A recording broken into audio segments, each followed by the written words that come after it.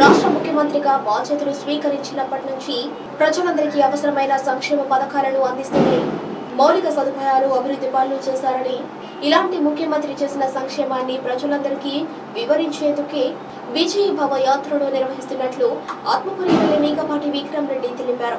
రామస్వామిపల్లి, గండ్లవీడు గ్రామాల నడుమ కేంద్ర రాష్ట్ర ప్రభుత్వాల నిధులతో నిర్వహిస్తున్న రోడ్డు, బొకేర్పై కాస్వే నిర్మాణాలకు ఎమ్మెల్యే మేకపాటి విక్రమ్ రెడ్డి శంకుస్థాపన చేసిన అనంతరం ఆయన మీడియాతో మాట్లాడారు. ఈ సందర్భంగా ఆయన మాట్లాడుతూ వైఎస్ఆర్ కాంగ్రెస్ పార్టీ అధికారంలోకి వచ్చాక ప్రతి పంచాయతీలో చేసిన అభివృద్ధి సంక్షేమ కార్యక్రమాలు, గత ప్రభుత్వంలో వారికి జరిగిన అభివృద్ధి మధ్య తేడాను స్పష్టంగా ప్రజలకు తెలిపేందుకే ప్రతి పంచాయతీలో పర్యటించేందుకు సిద్ధమైనట్లు ఆయన తెలిపారు.